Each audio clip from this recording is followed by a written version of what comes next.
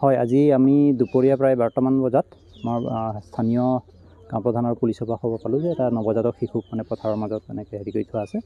তো সেই সংক্ৰান্তত আমি চাবলৈ আহিলোঁ, দেখিলোঁ যে নলীৰ পাম এখন গাঁও, নলীৰ পামৰ এইখন গাঁৱৰ পথাৰ যিটো আছে পিছফালে ধাননি পথাৰ, তাতে কাৰ্টন এটাত মানে সৰু মানে বয়সটো আমি ক'ব নোৱাৰিম, হয়তো 1 মাহতকৈ কমেই হ'ব, তেনেকুৱা বাচ্ছা এটা মানে আছে মানে মৃত অৱস্থাত।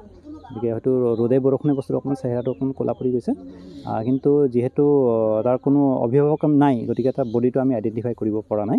গতিকে আমি চালোঁ কি অৱস্থা, আমি অহাৰ মূল উদ্দেশ্যটো হ'ল যে বডিটো কেনেকুৱা অৱস্থাত আছিল, কি অৱস্থাত আছিলে সেইটো চাবৰ কাৰণে। দেখিলোঁ যে মৃত অৱস্থাত পৰি আছে সৰু বাচ্ছা, পানী কেঁচুৱা।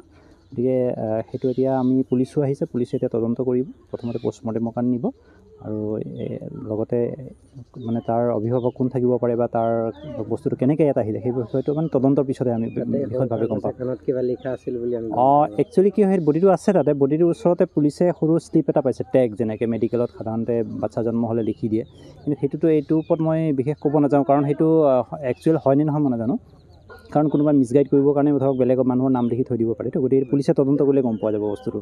তো মই সেইটো সংক্ৰান্ত সেইটোহে ক'ম মানে। এনেকুৱা এটা অমানৱীয় ঘটনাক লগাই আপুনি এইটোতো সঁচাকৈ দুৰ্ভাগ্যজনক, গতিকে ইমান দেৱ শিশু এটাক মানে, গতিকে ভগৱানৰ স্বৰূপ বুলি ভবা হয়, তাক আৰু এনেকৈ আৰু পথাৰৰ মাজত পেলাই থোৱাটো একেবাৰে মানৱতাৰ কাৰণে এটা লজ্জাজনক বিষয়। ইমান বেছি নাজানো, তাৰমানে নামাজ পঢ়িব গৈছিলোঁ, নামাজ পঢ়া আহি কাৰণে ঘৰত শুনা পালোঁ, মোবাইলখন ওলালোঁ টেবুলৰ পৰা, পিছে আমাৰ চাইফুল দা BTVৰ ছেক্ৰেটাৰী, সেই ফোন কৰিলাক যে এনে কথা, যে এই মাইনদী হাজিৰ ঘৰৰ পশ্চিম পিনে এটা সৰু বাচ্ছা পেলোৱা আছে মৰা, কাৰবা হয়। আহিলোঁ দৌৰি, আহি কাৰণে আমাৰ প্ৰশাসনৰ মানুহ আহিল, মানুহ চালোঁ, এই মানুহটো হ'ল এছামিছ মানুহৰ বাচ্চা। কেনেকৈ ক'লে আপুনি এছামিছৰ মানুহ? এই যে এটা কাৰ্ড চাইছোঁ, এইটো সেই কাৰ্ডত আছে, তাতে কিবা লিখা আছিল নেকি? লিখা আছে। কি লিখা আছে? লিখা আছে মালতী দাস আৰু কেয়াৰ অফ মানিক দাস বুলি লিখা আছে। 12 তাৰিখত বাচ্চাটো হৈছে মেডিকেলত, এই কাৰ্ডতো জন্ম তাৰিখটো দিয়া আছে, ৱেটটো লিখা আছে 2 কেজি 100 গ্ৰাম বুলি লিখা আছে। সেইকাৰণে চালোঁ আৰু চাই কিনে আমি প্ৰশাসনৰ মানুহ আহিল, আমাৰ চাৰ্কল অফিচৰ পৰা মহোদয় আহিল, CO ছাৰে আহিল, আহি কাৰণে তদন্ত কৰি ৰিপৰ্ট চিপৰ্ট লিখলাক আৰু। মানে পথাৰৰ মাজত কেনেকৈ ভৰাই থৈছিল? কেনেকৈ মানে কাৰ্টনৰ মাজত আছিল, কাৰ্টনৰ ভিতৰত আছিল। মানুহটো দেখা পাইছে নেকি? মানুহটো দেখছে প্ৰথমে ইয়াৰে আমাৰ নাই সেইটো কোৱা নাই, কোনে ভৰাইছে আপোনালোকে গম নাপাওঁ, সেইটো গম নাপাওঁ, কোনে পেলাইছে সেইটো গম নাপাওঁ আমি। কেইটা বজাত দেখা পালে? ছোৱালী হয়। ছোৱালী। আপোনালোকে কেইটা বজাত গম পাইছে? আমি ইয়াতে গম পালোঁ এটা বজাত গম পাইছে। আৰু যিজনে প্ৰথমতে দেখা পাইছে সেয়ে হ'ল আমাৰ এই গাঁৱৰে নলীবাঙৰ এই যে কালামৰ গদিয়েক ৰিজা খাতুন।